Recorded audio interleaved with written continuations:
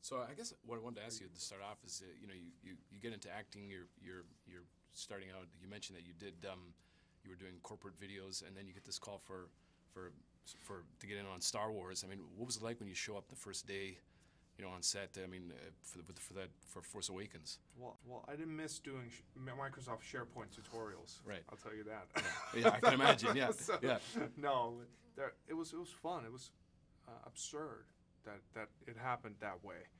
That we I got the chance to really put something that I've always loved. I always loved movement and watching, observing people, and what it conveys about status if someone is not facing you directly, or what we read into people's behavior. So I loved that my skills are tested in this way, and in Star Wars, which I loved since I was a kid. So I can put my little mark on Star Wars.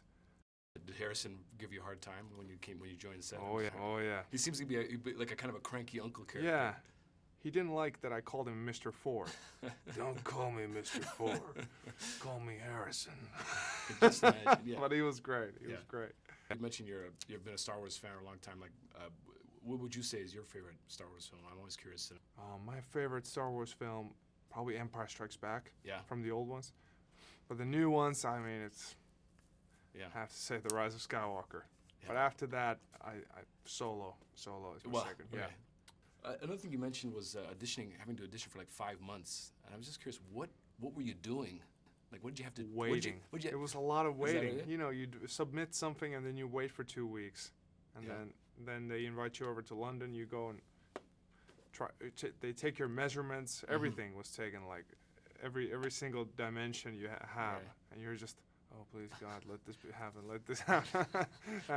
What did you have to show them? Like, is it just like you had to initially, I had to play a caveman, and then because they didn't want to spill the beans on what the character was, so I submitted that caveman video, and then went into measurements, and then they had me play this actually again.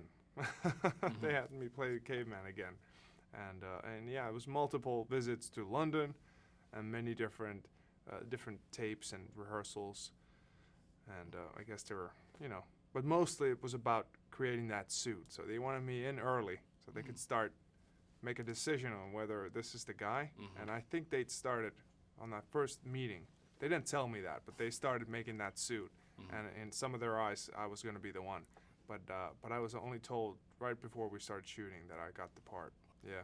So did anything else surprise you when you first show up on set, like when you're there day one, or the whole experience? Yeah, it was quite shocking to be on the Millennium Falcon, and then Harrison Ford steps up the ramp, and here you are, with Harrison Ford in the full Han Solo getup. And I guess now this thing is, I guess, to a certain extent coming to an end. You've been with it obviously maybe less time than some of the other actors who've been at 40 years. Does it feel sort of really dramatic to be at this point now, this juncture at the end of the whole saga? It does feel really makes you very humble. That you're in the face of something that's greater than yourself. You have been passed the torch, and you want to make the best of it. And as a fan, I really hope I succeed.